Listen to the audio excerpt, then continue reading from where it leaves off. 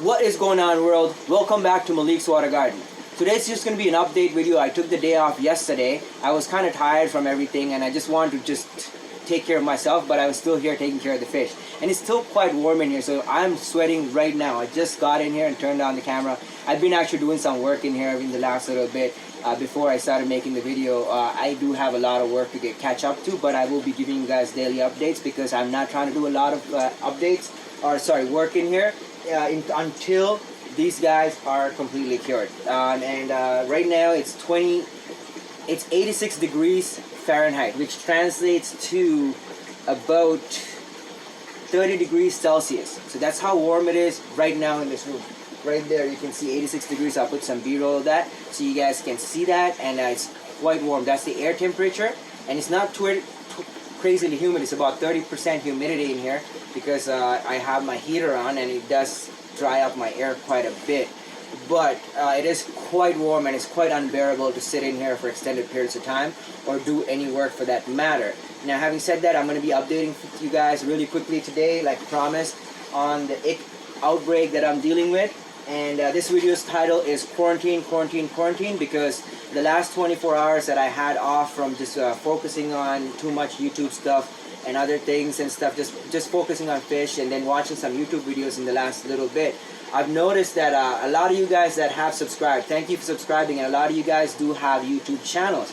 And I do follow a lot of your YouTube channels, so if you are subscribed to my channel and you have a YouTube channel and it's about fish, chances are I'm also following your little YouTube channel, and I like watching your videos. So I have been noticing a lot of you guys posting videos about getting new fish and directly adding them into your tanks. Now, what I'm going to say right now is going to be really important, so I believe that this is something that comes with experience, and this is something that a lot of people haven't gone through yet. So there are a variety of different types of pathogens that you can bring into your aquarium, ick being one of them. Even with ick, there's a multitude of different types of ick. The common varieties of ick that you're seeing in aquariums are easily manageable for a lot of people, but there are types of ick that cannot be managed even for an advanced fish keeper like myself. That is why we always have varying degrees of success with managing ick, and a lot of people always say that it is quite difficult to manage. The one thing that I have found in my 37 years of keeping fish is to stop bringing ick into your fish room is to quarantine your fish. I have about 6 tanks that have quarantine fish in right now, or actually, no, about 8 tanks with different fish that are in quarantine right now. And I quarantine for about 8 weeks or longer. So these guys are going to be in quarantine for the next foreseeable few weeks, a lot of these. So I'll update on the fish room in the coming days, so stay tuned and subscribe for that. But having said that, the reason I do this extensive quarantine is because you do not want to bring some foreign exotic pathogen into your fish room by not doing proper quarantine procedures, because a lot of times when people are collecting fish, they're now collecting fish from all over the world. Just like human diseases, these different places in the world have different types of diseases that are evolved for that types of water and that types of environments, and a lot of these diseases could still transmit to your other fish because it's still a freshwater type of disease and your fish live in fresh water. Now, having said that, healthy fish rarely get sick. So a lot of times if your fish are healthy, like even in this tank with an active outbreak, none of these larger adult Plecos got sick. None of my red lizard catfish in the tank got sick. None of these little celestial pearl Daniels, none of them got sick. None of my red lizard babies got sick. But these guys definitely got sick. The L471s, the L199 fry in here, and also some L340 fry. They were covered with ick, and I think that's where I initially transferred the ick to. And I've been doing a little bit of thinking, and I realized this. See this guy? See what he's doing? That's how the Corys got the ick. So this had ick, the Corys got the ick, and they do that in this container. So they transferred a little bit of ick into this container. At that point is when I caught them. See, he just did that. He went there, he picked up ick, and he went and transferred some here right now because it still has an active outbreak. But because the temperature is so high, all these guys have actually healed up quite nicely. I don't actually have any issues. I looked through my books and I found out that I have 8 of these CW045 Corydorus, and I'm actually counting 7. So I mean, I'm hoping that the 8th one is hiding in here somewhere. That's the one that had the most coverage of ick, and it has been in a cave for the last few days. I noticed it, but then yesterday and today I haven't seen it. This guy has the second largest outbreak. You can see he's always on this fry ring, and that's how he keeps picking up the pathogen.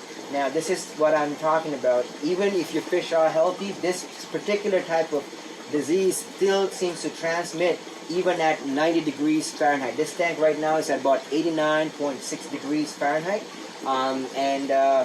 I've actually been keeping it at about 90 degrees Fahrenheit. It actually went up to about 91.5 at some point yesterday. At that point I had to unplug the heater. But now I have the smaller heater plugged in, and I'm still maintaining it at about 89.5, 90 degrees. And that's about 32 degrees or 31.5 degrees Celsius. These fish can handle it. The air is really high in here, and everybody's doing great. I did lose some of my older Serpe tetras. I had 4 of those guys, and I have 2 left. So 2 of the really big older ones did pass away. I noticed the carcasses were behind that filter, and I didn't actually go in to get them out because they're too small to cause any issues, and if anything, it was food for some of the baby Plecos. Now, having said that, everybody else is doing great right now, and I'm really glad that I caught this early. Now, if I didn't catch it early, most of these fish would suffer the same fate as my CW045, because this particular strain of ick seems to be a different type of ick than the regular type. The spots are very fine. They're almost like fine sand. You can barely see them, and like even on the B-roll footage that I got now with this guy, you can barely see he has any, but he definitely still has a little bit of an outbreak, this particular Corydoras. He's the one that keeps sucking on this, and a lot of these guys still have an outbreak. I lost about 5 or 6 of them. Now those guys they sell for about $50 a piece on my waiting list, and I have a decent waiting list of people. You guys actually have messaged me and put yourselves on this waiting list.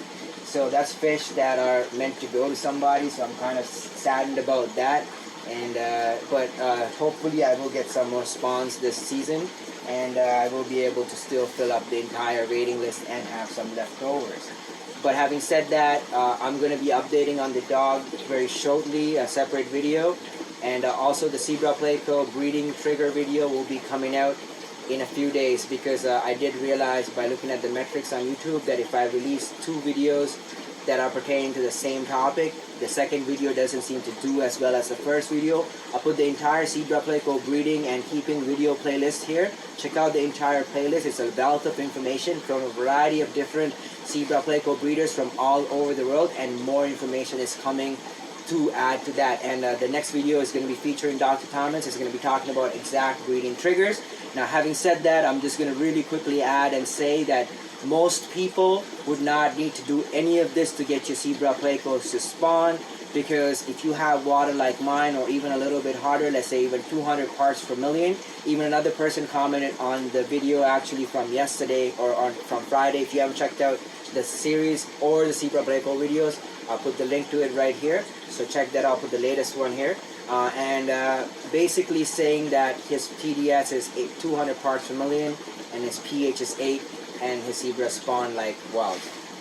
They basically are quite easy to spawn. So we'll be looking at this in the next video. So I recommend not altering your water unless you have really bad water. If you have water that has about 400 parts per million and really hard in calcium carbonates and stuff like that, then yes, you would need to put some RO in there to bring the TDS down to get them to trigger to spawn. But once they do trigger spawning, you can bring that back to your regular water, and it wouldn't affect the spawning in the most times. They just continue to spawn. As long as you don't spook the fish themselves, the fish will continue to spawn. The one thing I will add in the next video series is what happens when you try to pull eggs and stuff like that, and this is from personal experience.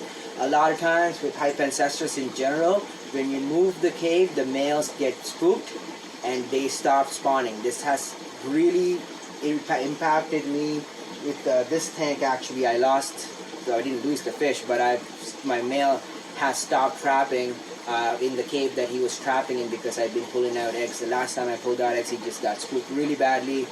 He hasn't been back in that cave since then. So like, this is something I'm noticing with a lot of different hypancestras, and so I think that's a thing that we need to really pay attention to. And also moving the fish seems to affect them a little bit. They don't seem to like change. So we'll be looking at all that in the upcoming video series. So subscribe and stay tuned for that. And thank you so much for watching the video. I love you all. I'll see you on the next video. God bless you all.